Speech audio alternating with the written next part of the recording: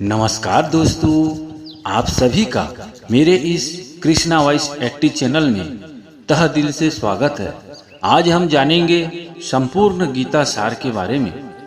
प्यारे मित्रों, मैंने श्रीमद् भगवत गीता तब तक नहीं पढ़ी थी जब तक मुझे ज्ञान नहीं हुआ कि हम सब आत्माएं हैं और ये जिंदगी हम आत्माओं के लिए एक इम्तिहान है। अपने अंदर से अपने सबसे अच्छे रूप को बाहर निकालने का और इस इम्तिहान को पास करने की एक अहम किताब है। भगवत गीता के 18 अध्याय है और यह संस्कृत में परमात्मा द्वारा दी गई थी।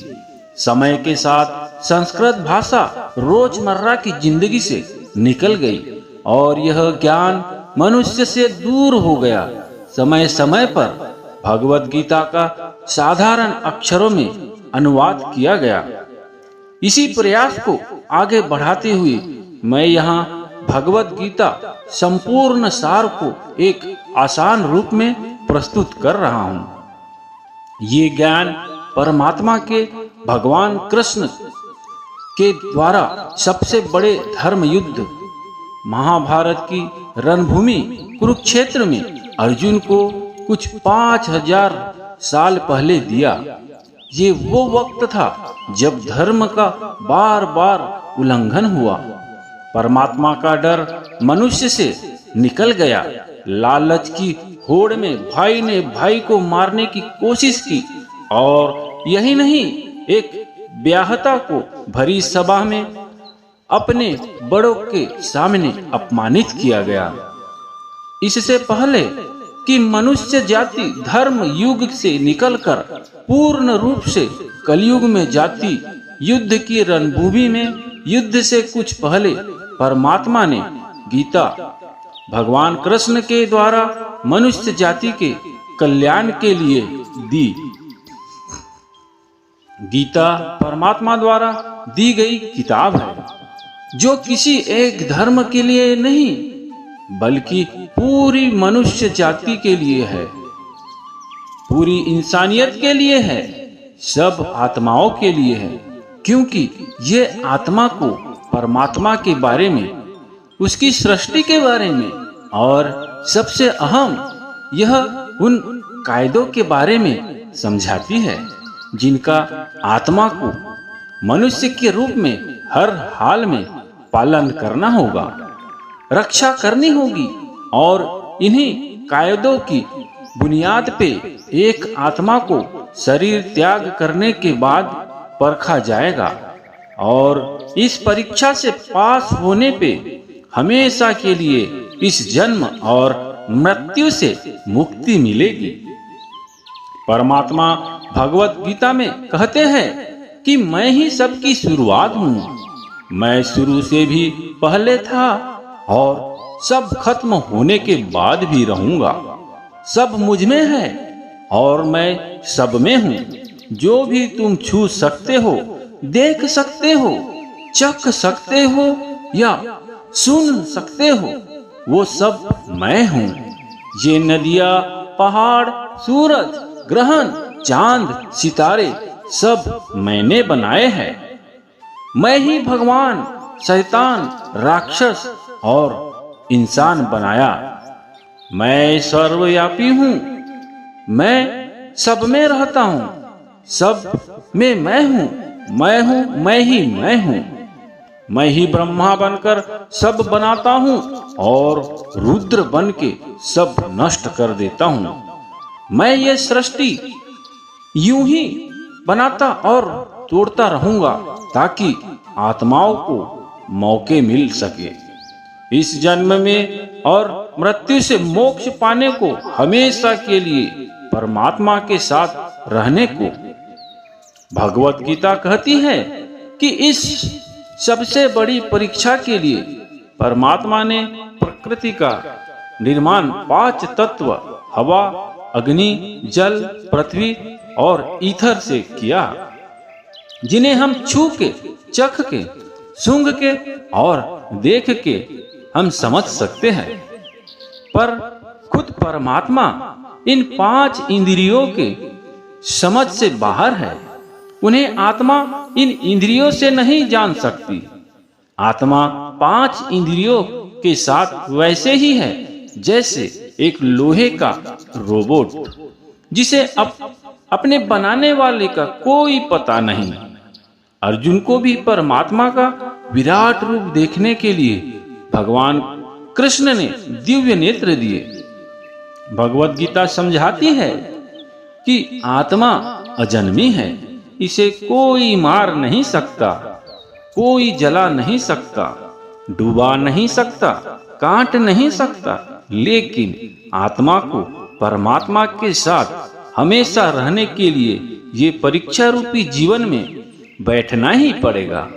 इस परीक्षा के लिए परमात्मा से बिछड़ के आत्मा को पृथ्वी पे किसी न किसी रूप में जन्म लेना पड़ता है और 88 करोड़ योनियों के जीने और भोगने के बाद एक आत्मा को मनुष्य का शरीर और दिमाग मिलता है। इस सबसे बड़ी मर्यादाओं की परीक्षा में बैठने के लिए हर मनुष्य को इस पूरी परीक्षा के दौरान तरह तरह की अच्छी और बुरी भावनाओं की चक्रव्यूह में अपने ही भाई बहन और मित्रों के साथ डाला जाता है, जिसमें हर आत्मा को अपने अंदर के तामसिक और राजसिक अवगुणों से निकल के सात्विक जीवन में प्रवेश करने के मौके मिलते हैं। हमारे तामसिक गुण वो है जो हमारे अंदर हीन भावना पैदा करके हमें खुद को उदास और नुकसान पहुंचाते हैं, और हमारे राजसिक गुण हमें ईर्ष्यालु और लोभी बना के दूसरों के प्रति नुकसान पहुंचा सकते हैं। इस परीक्षा के दौरान हर आत्मा को तामसिक और राजसिक गुणों को खत्म करके अपने सात्विक गुणों से परिचित होना पड़ेगा। सात्विक गुण वो है जो आत्मा को अपने आसपास की हर चीज से जोड़े और उन्हें प्यार करना सिखाते हैं। परीक्षा के दौरान हर आत्मा को जीवन के चारों स्तंभ धर्म, कर्म, काम और मोक्ष का ज्ञान पाके ही मुक्ति मिलती है। यही वो द्वार है जिन्हें समझकर ही आत्मा परमात्मा को समझ सकती है। पहला द्वार धर्म का है और शेर इसका प्रतीक है। धर्म वही है जो गीता में लिखा हुआ है। धर्म वही है जो धारण किया हुआ है, जिसे आपका दिमाग मानता है, दिल मानता है। जैसे झूठ नहीं बोलना, चोरी नहीं करना, भगवान का निरादर नहीं करना, दूसरों को नुकसान नहीं देना, यही सब धर्म है। और हर आत्मा को अपने जीवन काल में हर समय धर्म का पालन करना होगा और उसकी रक्षा करनी होगी। दूसरा द्वार अर्थ का है और घोड़ा इसका प्रतीक है। हर आत्मा अपने हर जीवन काल में अपने पृथ्वी से होने का अर्थ या मूल कारण समझेगी। इस जिंदगी में भोगने वाली चीजें और रिश्तों का आनंद लेगी। अच्छा बेटा और अच्छी बेटी, अच्छा भाई या अच्छी बहन, अच्छा पिता या अच्छी पत्नी बनके हर दुनियावासी रिश्ते पर खरी उतरेगी और इस परीक्षा को पास करेगी। तीसरा द्वार काम का है। भगवत गीता समझाती है कि हर मनुष्य के अंदर काम, क्रोध, लोभ, मोह, अहंकार और ईर्ष्या जैसी 6 भावनाएं हमें अपने और दूसरों के प्रति नुकसान पहुंचा सकती है। इन भावनाओं को हर मनुष्य को हमेशा अपने नियंत्रण में रखना होगा, क्योंकि इनके बहाव में किया हुआ कोई भी काम हमारे जीवन भर की परेशानी का कारण बन सकता है। और एक आत्मा संतोष और सादगी से इन भावनाओं पर हमेशा के लिए विजय पा सकता है। चौथा स्तंभ मोक्ष का है और हाथी इसका प्रतीक है। इस परीक्षा रूपी जीवन में हर मनुष्य हर समय कुछ इच्छाएं रखता है। कुछ इच्छाएं एक ही जन्म काल में पूरी हो जाती है, पर कुछ अधूरी रह जाती है और उनके पूरा होने के लिए आत्मा को वापस पृथ्वी पर आना पड़ता है। भगवत गीता समझाती है कि हमारी इच्छाएं ही मूल कारण है हमारे पृथ्वी पर वापस आने का, और अगर हम कोई भी इच्छा ना रखें तो हम इस जीवन और मृत्यु से मुक्त हो सकते हैं। ये द्वार माफी का भी है। जिन्होंने आपके साथ बुरा किया उनको माफ करके और जिनसे आपने बुरा किया उनसे माफी मांग के मुक्ति पाई जा सकती है।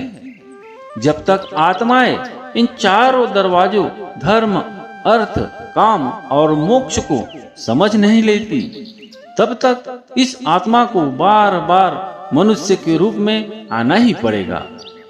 परीक्षा का समय खत्म होते ही आत्मा शरीर और अन्य सब वस्तुओं का त्याग कर देती है। जो भी संसार में रहकर बनाया वो अब किसी और का होगा और आत्मा अपने कर्मों के फैसले के लिए चली जाएगी। आत्मा के अच्छे बुरे कर्मों का हिसाब होता है। अपने अच्छे कर्मों के लिए आत्मा कुछ वक्त के लिए स्वर्ग और दुष्कर्मों के लिए नरक चली जाती है। नरक में आत्मा को अपने पापों के अनुकूल सजाएं मिलती है, पर सजा खत्म होने के बाद आत्मा को फिर से एक नया शरीर और नया दिमाग मिलता है। इस परीक्षा में फिर से बैठने के लिए और हर परीक्षा में वही सब भी फिर दोहराया जाएगा। जिंदगी के चार स्तंभ धर्म, अर्थ, काम और मोक्ष को समझाने के लिए हर जन्म में अपने कई जन्मों के कर्मों के हिसाब से हर आत्मा को कभी अच्छे तो कभी बुरे हालातों से जाना पड़ेगा। लेकिन जब तक आत्मा परमात्मा के साथ योग को नहीं समझ लेती तब तक वो मुक्ति नहीं पा सकती। भगवत गीता समझाती है कि मनुष्य अपने शरीर, दिमाग या दिल से भगवान को पा सकता है। शरीर द्वारा किए कर्मों के माध्यम से परमात्मा को पाने को कर्म योग कहते हैं। ऐसे कर्म जो परमात्मा की इच्छा से हो और दूसरों के कल्याण के लिए हो। वाल्मीकि ने रामायण लिख के श्रवण ने अपने माता पिता की सेवा और उन्हें चार धाम की यात्रा कराकर अपने कर्मों द्वारा परमात्मा को पाया। श्रीमद् भगवत गीता समझाती है कि एक आत्मा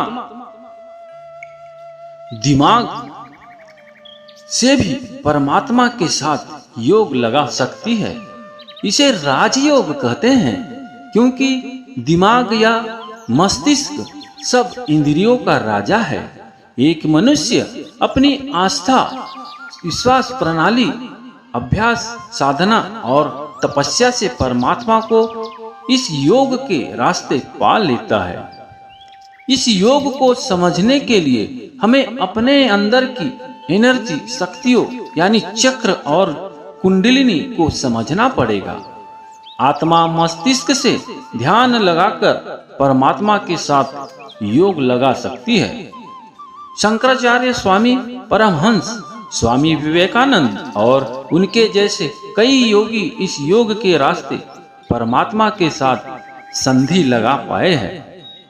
परमात्मा भगवत गीता में कहते हैं कि अगर किसी आत्मा को धर्म ना भी समझ आए, योग न भी समझ आए, पर अगर वो मेरी शरण में आ जाए तो मैं उसके सारे पाप माफ कर देता हूँ। परमात्मा को ऐसी दिल की गहराइयों से पुकार के पाने को भक्ति योग कहते हैं। चैतन्य महाप्रभु, मीराबाई और भगवान हनुमान इस योग के सबसे बड़े उदाहरण है।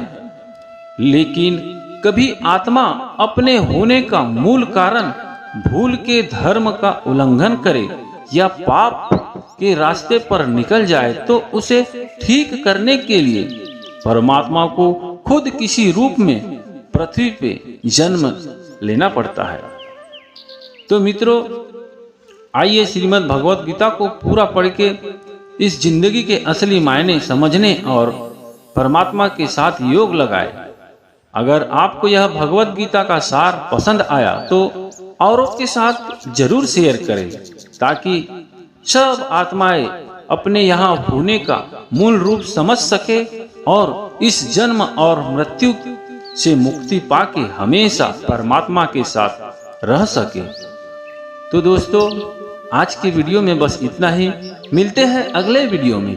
तब तक के लिए अपना ख्याल रखिएगा। भगवान श्री कृष्ण आप सबकी सारी इच्छाएं पूरी करे। जय श्री कृष्णा। राधे राधे।